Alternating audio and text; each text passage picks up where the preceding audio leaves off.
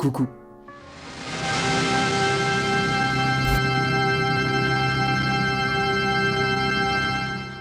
Nous sommes en 1995. Ce matin-là, en ouvrant leur journal, les habitants de Los Angeles vont découvrir à la rubrique Critique Cinéma un mot qu'ils n'avaient jamais vu. Un tout nouveau mot qui vient juste d'être créé et qui est affiché en gros dans le titre de l'article qu'ils sont en train de lire, Gaysploitation. Ce néologisme, il vient tout juste d'être inventé par le journaliste Richard Natal dans un article au titre plutôt aguicheur, Gaysploitation find a nicely profitable niche. L'accent est pourri, mais je vous jure que le cœur y est. Et c'est un titre que l'on pourrait traduire par Gaysploitation, un créneau plutôt rentable. Le lecteur pourrait être étonné de voir ce nouveau mot, mais en fait, il sonne déjà familier. Parce qu'il s'inscrit dans une tradition déjà bien connue du cinéma, les films d'exploitation. Ces films, ce sont des productions à petit budget, fabriquées vite et pas cher, et qui sont destinées à tourner dans un circuit de cinéma spécialisé.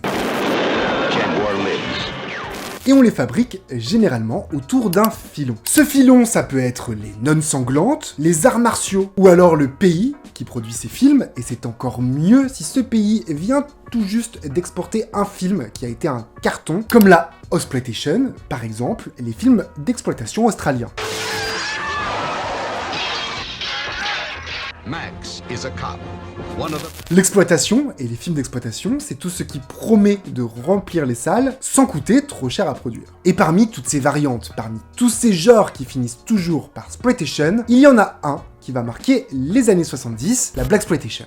Un cinéma fait pour les spectateurs noirs américains, avec des acteurs afro-américains en premier rôle, des histoires d'action, de vengeance ou de fierté identitaire. Et mine de rien, à Hollywood, à l'époque, voir un héros noir américain au cœur d'un film d'action, c'était plutôt exceptionnel. La Blaxploitation répondait du coup à une double logique. Offrir enfin une visibilité à un public longtemps ignoré, et en même temps capter un marché jugé très prometteur, celui des spectateurs noirs américains. La recette est très claire. Repérer un public qui ne se voit pas sur grand écran, créer des films qui lui parlent et transformer cette absence en opportunité commerciale.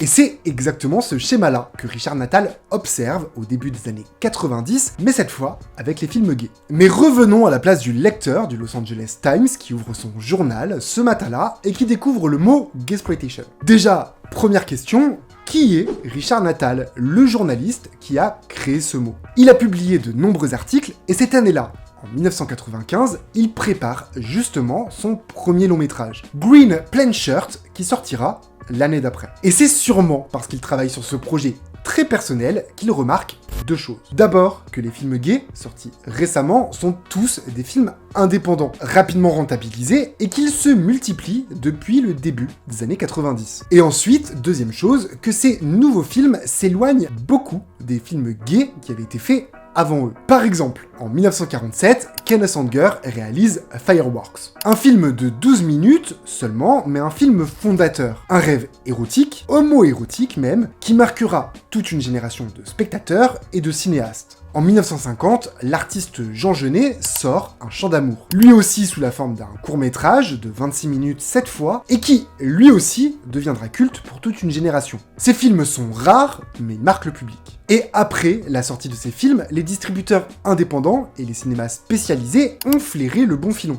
En gros, ils regroupent toutes ces œuvres pour proposer ce qu'on pourrait appeler des soirées à thème, des soirées cinéma gay. Et contre toute attente, ça marche. Ces projections s'avèrent rentables, précisément parce qu'elles s'adressent à un public qui est alors invisibilisé. Et déjà, on parle de filon. Ces films ne portaient pas encore d'étiquette commune, on disait simplement des films aux thématiques homosexuelles, mais les distributeurs les regroupent, les vendent ensemble, et le public répond présent. Il y avait donc déjà ce lien, cette logique d'exploitation, même si le mot qui faisait le lien entre toutes ces œuvres n'existait pas encore. It was divine, fabulous. I think it's the future of city living. It was divine. I love religious movies. Un autre pan du cinéma gay émerge ensuite, mais cette fois beaucoup plus massif. Le cinéma pour adultes. Couldn't believe how well you looked on television. Okay, Joey, would you take it back to that point we talked about and let me know when it's done? You do look good on television. À partir de la fin des années 60, Wakefield Pool ouvre la voie avec Boys in the Sand, un film gay et X qui ose sortir en salle à New York en 1971. Le X gay devient alors sa propre industrie avec ses stars, ses réalisateurs et son propre circuit de distribution. Une économie parallèle, florissante et qui donne de la visibilité, mais qui cantonne bien souvent les représentations gays à des représentations sexuelles. Alors oui, les films gays existaient bien avant que Richard Natal invente le mot. Rien de bizarre à ce que le lecteur du fameux journal ne s'étonne pas plus que ça en 1995. Mais alors, pourquoi? Si ces films existaient déjà, étaient déjà exploités dans une même logique que la blaxploitation par exemple, alors pourquoi le mot gaysploitation ne surgit qu'en 1995. Pourquoi les habitants de Los Angeles ne découvrent ce mot que des années après l'exploitation des films qu'on a précédemment cités? Parce qu'en 1995, les temps ont changé. Les films gays ne sont plus seulement des curiosités ou des objets de scandale. Ils représentent désormais une opportunité commerciale identifiable et, surtout, ne sont plus interdits. Kids here. There may be some girls that'll turn lesbian. We don't know. But it's serious. Don't kid yourselves about it. They can be anywhere. They can be judges, lawyers. We ought to know we've arrested all of them. Parce qu'il faut se souvenir que les films gays avant 1995 existaient, oui, mais étaient réservés à un public presque clandestin. On pense à la projection de Flaming Creature de Jack Smith, qui mènera son producteur et le projectionniste en prison pour diffusion d'obscénités. Et puis, parce que 1995, c'est après la crise du VIH. Les films gays deviennent visibles d'une autre manière, à la fois comme marché, mais aussi comme mémoire.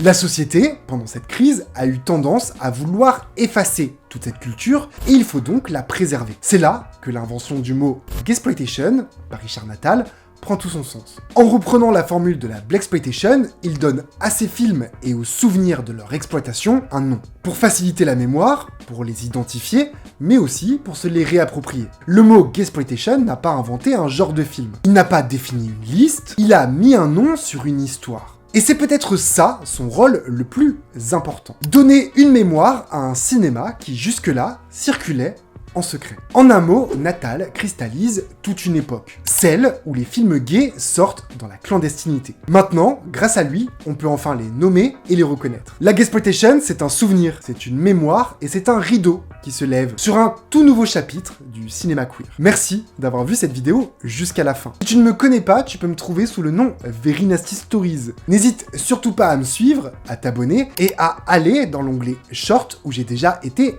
pas mal actif. N'hésite pas non plus à me laisser un commentaire si tu veux rebondir sur quelque chose que j'ai dit dans cette vidéo. En attendant, je te dis à très vite et j'espère te revoir très bientôt pour ma prochaine vidéo.